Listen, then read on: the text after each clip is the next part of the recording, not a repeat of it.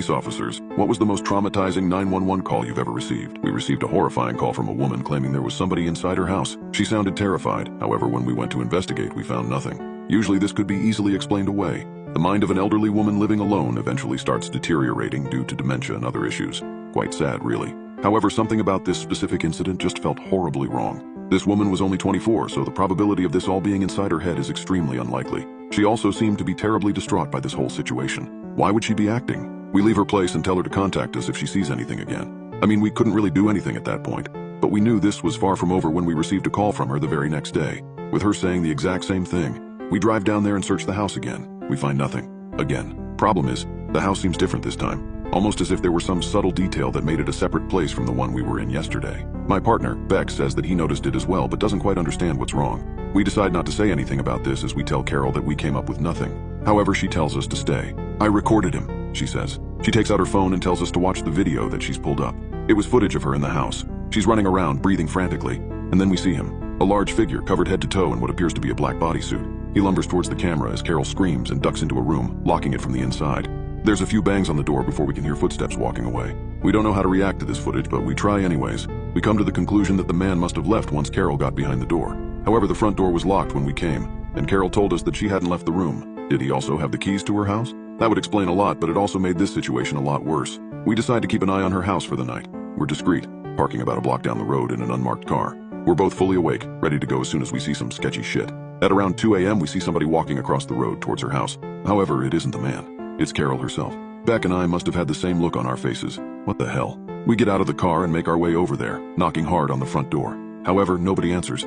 We can see lights flicking on and off intermittently, but we're not sure what that's supposed to mean. Was she trying to tell us to leave? We get a call from dispatch a few moments later. They're telling us that Carol has called 911 again, saying that there are now multiple people in her house. They ask if we need backup. We say yes. Without another moment of hesitation, we force the door open and barge in. The living room lights still flicker on and off, but we see the light switch and nobody is touching it. We call out for Carol, but nobody responds. In fact, the place is dead quiet. I can see the neighboring houses starting to turn on their lights from the commotion. We rush up the stairs and start sweeping each room, but there's nothing. Once again, we search the place inch by inch, but nothing is in here. Not even Carol, who we clearly saw enter a few moments earlier. As I pace around in petrified confusion, Beck speaks up. There's rooms here that shouldn't be. What the hell are you talking about? I ask in response. I've been counting, he says. There were 9 total the last time we came. There are 10 now. You didn't notice it? I forced myself to think hard. Subconsciously, I knew that something was off, but couldn't pinpoint exactly what. However, I eventually realize. The basement. There was only 1 door down there last time. Beck nods. 2 now. I don't know what to think. I look at my surroundings and try to make an assessment, but there's really none that can be made. We hear a knock on the door about 10 seconds later. It sounds agitated. We look out the living room windows but aren't met with the red and blue police lights.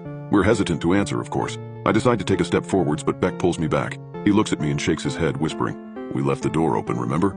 He was right. My radio starts crackling. Another call from dispatch. They're telling us that we need to leave the house immediately, that Carol called again saying we were going to die in a deathly monotone voice. The knocking has stopped, but we can hear footsteps in the basement. Something is in here with us. We've decided that this was enough. We needed to get the hell out of here. As we start descending the steps, we hear a voice coming from the kitchen. Carol comes out, blocking our path to the door. She looks detached, with blank, beady eyes staring right at us. "Did you find him?" she asks without any semblance of emotion in her voice. "I think he might be in the basement. Why don't you go check?" Beck and I are frozen in shock. She just keeps looking at us, gesturing towards the basement door every now and then. The footsteps down there sound like they're running in circles now. We ignore her request, abruptly brushing past her and bolting out of the front door. The backup still isn't here, so we decide to just get into our car. However, we see somebody down the street peering through our driver's side window. He's large, dressed in what appears to be a black full-body suit. He looks away from the window and directly at us. It's hard to tell from this far, but the suit doesn't seem to have any eye holes. Beck speaks up. "Sir, please step back from the vehicle." His voice cracks in the middle of the sentence. He's terrified. As soon as Beck stops talking, the figure starts running towards us. It's fast, too fast. In the time that it takes for us to pull up our guns, we've realized that it's actually moved past us into the house. We waste no more time running into the car, locking the doors, and waiting until backup arrives. When it finally does, we're extensively questioned while what appears to be a SWAT team searches the house. However, it isn't the police chief asking us. Instead, it's some guy in a suit that we've never seen before. He asks us things like, how many doors were there in the house? And what did Carol look like exactly? And, did we ever see a man with one eye wandering around? We answer inconclusively to pretty much all of them. We have no idea what the hell's going on. At one point, we see SWAT members carrying multiple stretchers outside and loading them into their truck. Not an ambulance, mind you, but their own truck. Eventually, the man who was questioning us tells us to go home and to report to our station as usual. He tells us not to worry about what we've seen here. I don't know how he expects us to do that. We drive back to the station in complete silence. As we park, Beck finally lets out a sigh. Jack is effing crazy, dude. I look at him in confusion. What are you talking about? Who the hell is Jack? He reciprocates an equally confused stare at me. What the hell are you talking about? The dude who owns the house. What? It was a lady named Carol. How'd you forget already? We hold each other's chaotic gaze for what feels like a minute, but we say nothing further. We both silently exit the vehicle and start heading our separate ways home. We both know that something's terribly wrong with the other. I try not to think about it too much as my head hits the pillow. I manage to drift off to sleep about 3 hours later, only to be woken up immediately by the telephone. Barely coherent, I answer it. We need you.